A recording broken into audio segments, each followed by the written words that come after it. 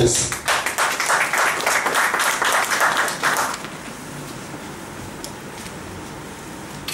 Honorables invités, chers amis journalistes, messieurs les responsables des partis politiques, chers collègues, messieurs les représentants des ambassades, accrédités à Lomé, bonjour.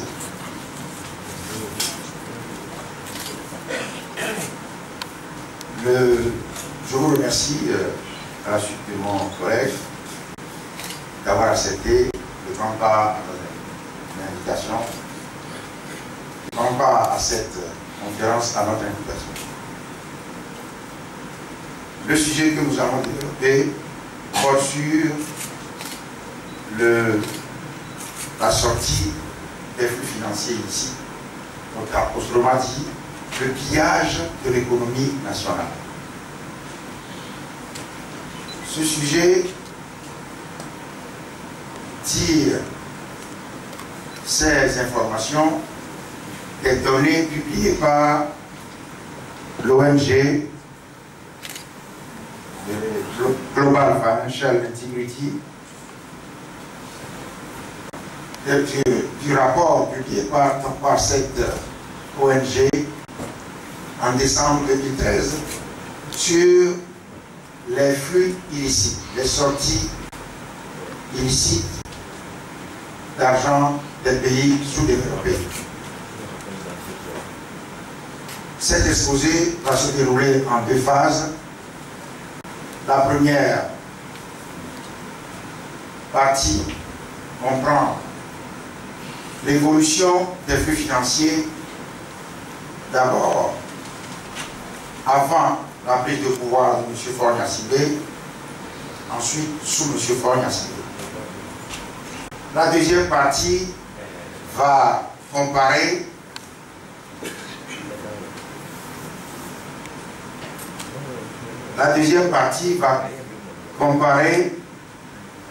l'évolution des flux financiers avec les principaux agrégats économiques nationaux, le déficit budgétaire, le budget de l'État, la dette extérieure, le produit intérieur brut, PIB.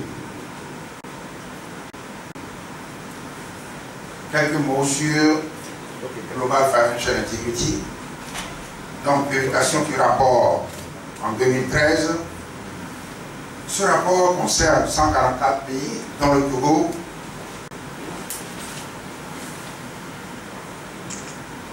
Le Togo les pays sont classés du plus corrompu au moins corrompu, et le Togo occupe le 40e rang. Ça veut dire que le Togo fait partie, comme on dirait en anglais, des top 50. Ça veut dire les 50 pays les plus corrompus du monde. Selon le rapport,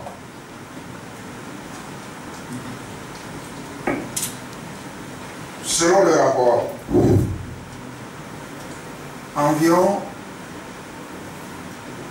500 000 milliards, environ 500 000 milliards de francs CFA sont sortis illicitement du monde en développement. Sur la décennie 2002-2011, ces flux illicites représentent environ 3 millions de milliards de francs CFA. 3 millions de milliards de francs CFA. On n'a pas idée. C'est des sommes inimaginables, astronomiques.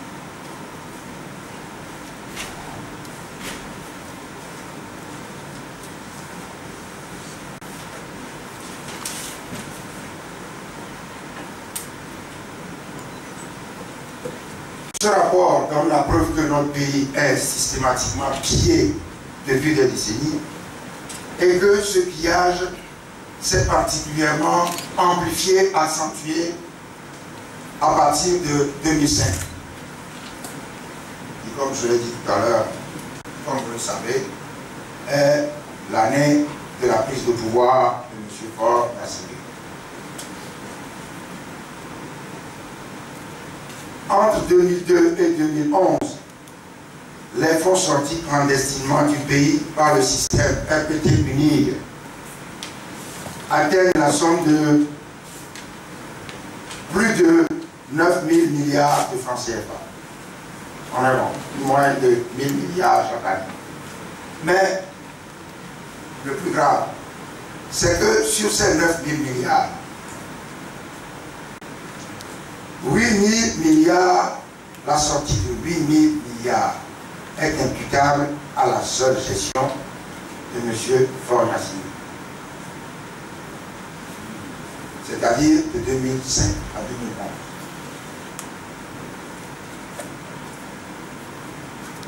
Le tableau que vous avez devant vous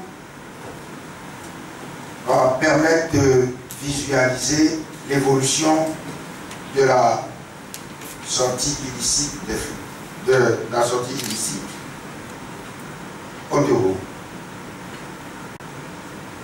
De 2002, voire de 2002, et qui couvre la période 2002-2011. En ligne, donc, la période en ordonnée ou en colonne des montants sortis. Vous verrez l'évolution. Il y a une explosion de la sortie ici, qui correspond à l'année 2005, et les montants détournés ou les montants illicitement sortis atteignent des montants faramineux, des sommes faramineuses. Le pic est en 2011 où plus de... en 2008, pardon, où plus de 2 000 milliards de francs CFA sont illicitement sortis. En moyenne, par an, il est sorti du Togo, donc comme on a dit, 1 000 milliards. Le total des flux sortis entre 2002 et 2011 est de 9 000 milliards, on a dit. Cette somme représente plus de 5 fois le produit intérieur brut nominal pour l'année 2011, c'est-à-dire plus de 5 fois la valeur des biens et services produits au Togo en 2011.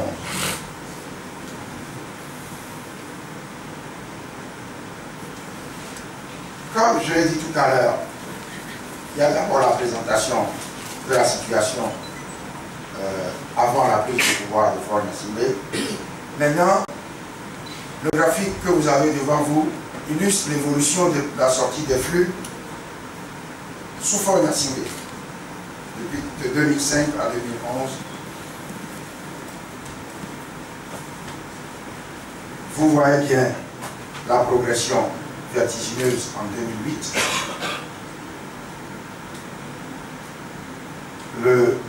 On peut dire que M. Faure-Gnassingbé, dès qu'il est arrivé au pouvoir, a explosé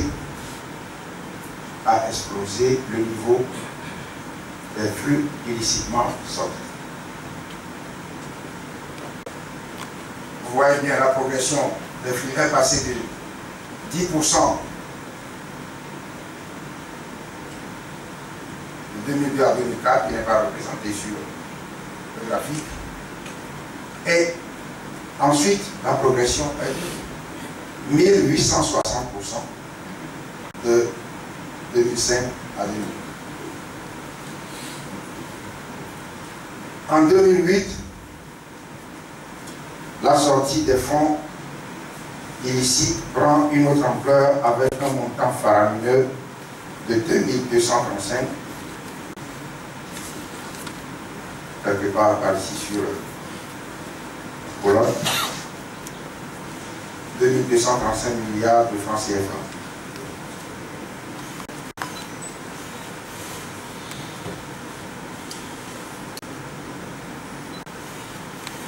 Nous poursuivons. Alors, la deuxième partie maintenant, la première partie, comme je l'ai dit, concernait l'évolution des flux financiers avant l'arrivée de Faure-Gnassingbé au pouvoir, sous Faure-Gnassingbé, donc l'évolution de la sortie illicite des flux financiers, nous attaquons la deuxième partie de l'exposé, la comparaison avec les principaux agrégats économiques nationaux. Ici, le déficit budgétaire, toujours en ligne la période 2006-2011, et en ligne 2006-2011 la période, en colonne, les montants illicitement sortis. Alors, en clair, il faut faire attention. En clair, c'est les flux illicites, c'est ce que vous avez là, c'est le graphique de tout à l'heure. Toujours, vous voyez le pic. En 2008 et 2009, la différence n'est pas insignifiante. Donc, l'évolution des flux. Alors, au-dessus, en sombre, le déficit budgétaire. Faites attention, ce n'est pas le sommet du cylindre. Ce n'est pas le sommet du cylindre, c'est une... Juste, voilà. Voilà. Voilà. Voilà. Ouais, c'est ça. C'est ça. Et c'est ça. C'est le déficit budgétaire. Vous voyez très bien que les montants détournés couvrent largement le déficit budgétaire. Ce qui veut dire que les sommes détournées auraient pu servir à financer des dépenses importantes, les dépenses de santé, les dépenses en infrastructures sanitaires, en eau potable, etc. Au regard de ces fonds sortis illicitement, le Togo aurait pu éviter de voter des budgets avec des déficits qui font croître d'année en année la dette intérieure et extérieure du Togo.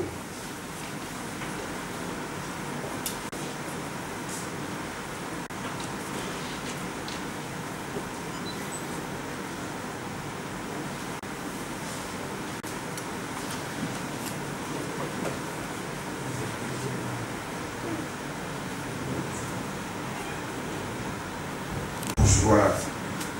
Tant que je mets mes lunettes. Nous poursuivons la comparaison avec les agrégats économiques nationaux.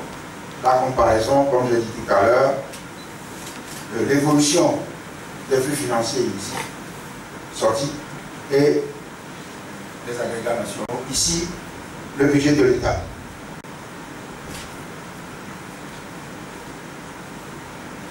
En sombre, toujours l'évolution des flux financiers illicites. En sombre, c'est toujours le même graphique.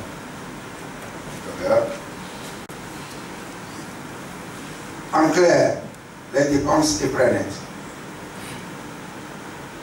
Vous voyez bien que les dépenses, l'évolution des flux, les flux de 2005, en 2005, les flux sont supérieurs aux dépenses et prêts nets. En 2006, vous voyez la proportion,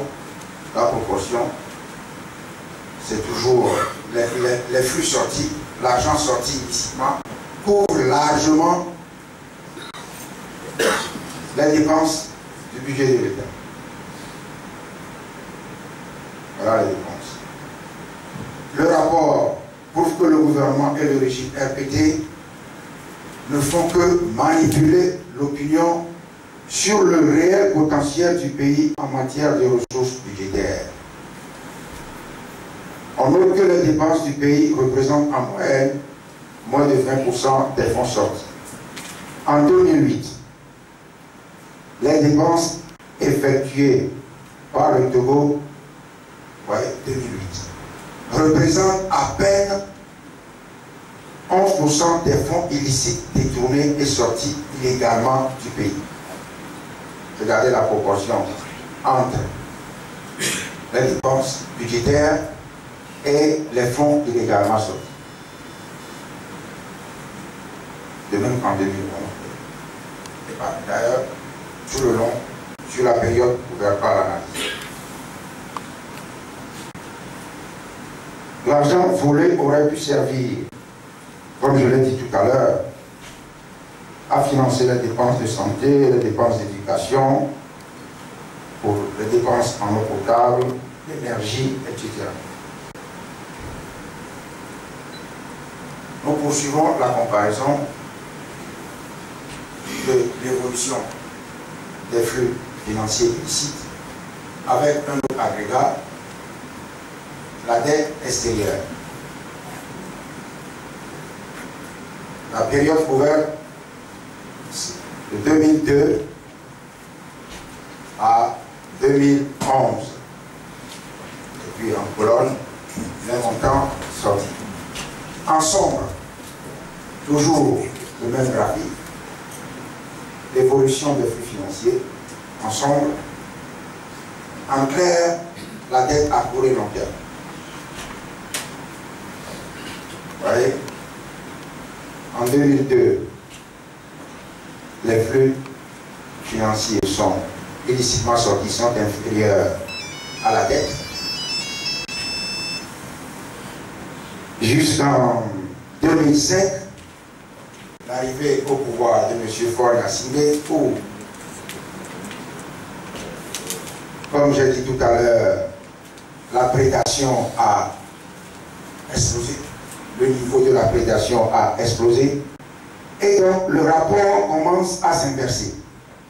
Le rapport entre les flux illicites et la dette extérieure commence à s'inverser. Ici,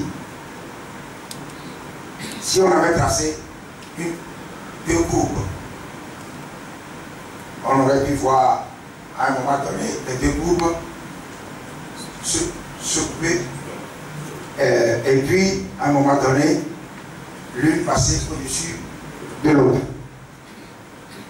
Donc ici, explosion du niveau de prédation, voilà, et puis les courbes se coupent quelque part ici. Voilà, maintenant, le niveau de prédation passe au-dessus de la dette. Voilà. Le Togo aurait pu payer plus de 2 fois la totalité de sa dette si les flux illicites sortis du pays, rien qu'en 2008, soit 2, plus de 2 milliards ici, quelque part ici.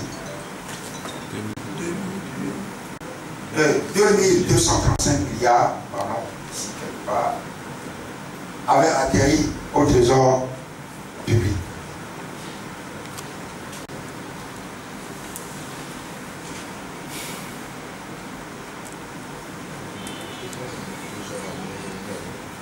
Alors vous voyez bien que le Togo aurait pu payer la totalité de sa dette, comme je l'ai dit, mais le Togo peut même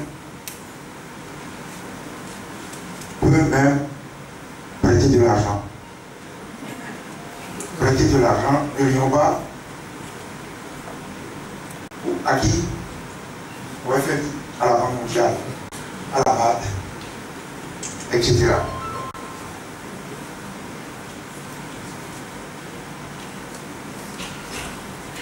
Nous poursuivons donc l'analyse avec la comparaison de la sortie des flux financiers avec les agrégats macroéconomiques nationaux. Ici, le produit intérieur brut PIB. La période couverte 2003-2011, 2011. En colonne, toujours le montant, toujours le même graphique. En sombre, les flux financiers.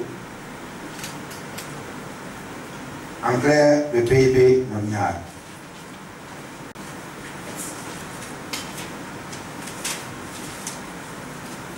C'est le même phénomène qui se produit. Vous avez ici le niveau de la prédation. Bon, faible, on ne peut pas dire faible, c'est des montants très élevés qui sont volés. On ne peut pas dire que c'est faible, mais comparé au PIB, la proportion est très grande en faveur du PIB. Puis, arrive 2005, les prédateurs sont là, les grands prédateurs. Les grands prédateurs sont là. 2005, et le niveau s'élève et le rapport commence à s'inverser, puis s'inverse quelque part ici. Et voilà, la prédation prend le dessus sur le produit intérieur.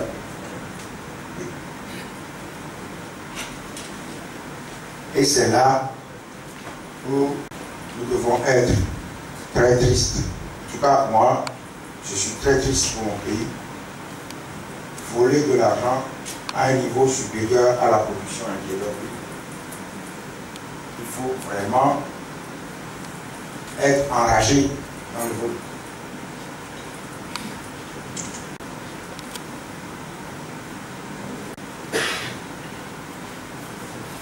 Alors, nous tirons déjà quelques remarques. La responsabilité de la pauvreté, de la misère et du dénuement que vivent au quotidien les populations togolaises est totalement imputable au régime RPT uni. Le Togo est loin d'être un pays pauvre, mais il est appauvri par un système RPT uni archaïque, réfractaire au changement. Ce pillage a privé nos populations sur les 10 dernières années de l'augmentation de leur pouvoir d'achat d'environ 155 000 CFA chaque année. Alors que le niveau actuel du SMIC au Togo est de 35 000 francs CFA suite à une augmentation dérisoire et outrageante. Quelques mots sur, nous allons déterminer l'analyse du document de Global Financial Integrity. Quelques mots sur Global Financial Integrity. Alors, vous avez sur la photo le staff managérial.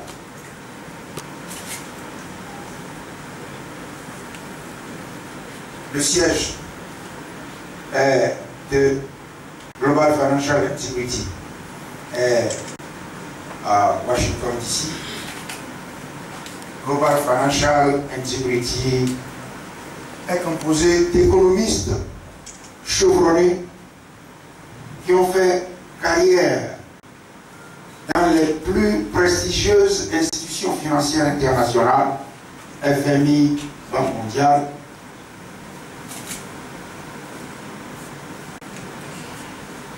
Global Financial Integrity favorise la mise en place de mesures transparentes dans le système financier international comme moyen de développement mondial et de la sécurité.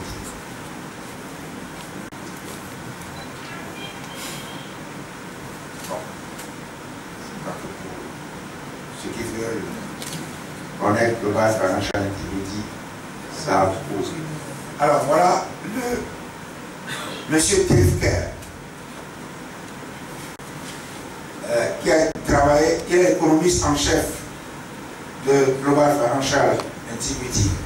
Il a travaillé longtemps à OFMI.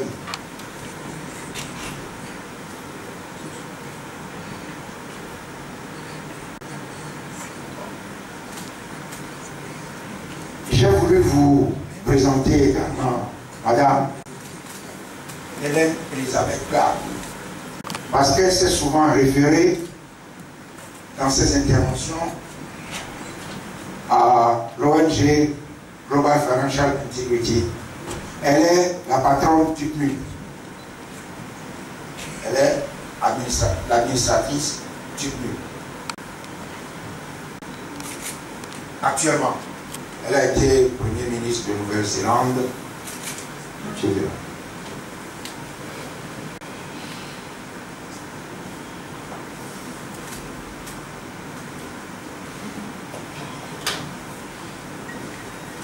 Nous allons maintenant tirer les conclusions de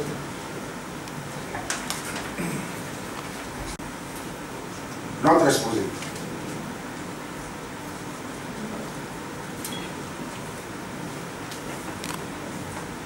Mesdames, Messieurs,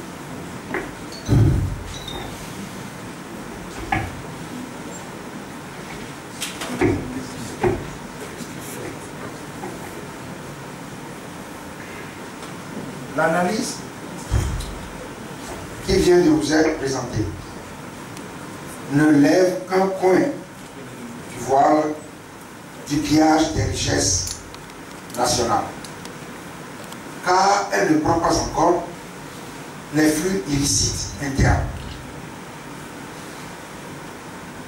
En effet, la presse nationale s'est souvent fait l'écho des sommes d'argent tout aussi faramineuses qui échappent au budget de l'État à travers les nombreux scandales dans les grandes sociétés d'État.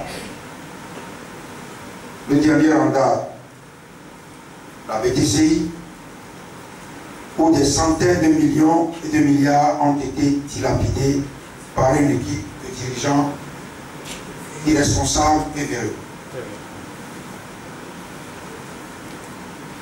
Il y a également le scandale de Togo Télécom, où des centaines de milliards se sont envolés.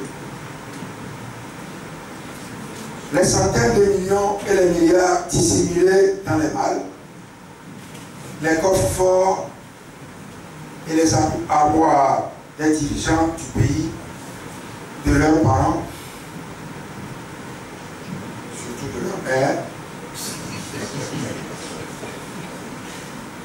ou de leurs cotisants qui entretiennent en outre des comptes bancaires outrageusement garnis et sans rapport avec leur vie.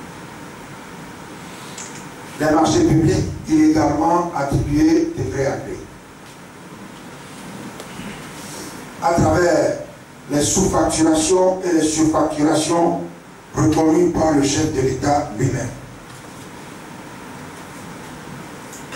Au vu de tout ce qui précède, il apparaît qu'au lieu d'instruire les institutions d'investigation, de recherche ou de contrôle, à l'effet de traquer les prédateurs et d'endiguer le phénomène, les autorités togolaises préfèrent régler des comptes politiques en lançant la police, la gendarmerie, l'ANR, etc., autour de citoyens honnêtes et de leaders politiques concurrents. Face à une telle situation, face à ce système RPT unir, gangréné par la corruption et la criminalité, face au manque total de volonté et de capacité de ces dirigeants d'assurer la sécurité et le bien-être des populations togolaises, le peuple togolais doit se mobiliser.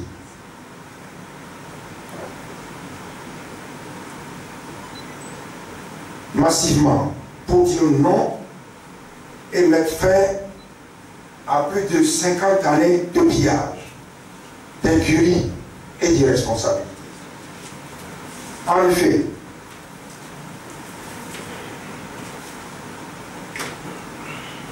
les Togolaises et les Togolais ne veulent plus d'un système politique à la RPT unie, qui se contente de profiter des fruits du labeur des populations.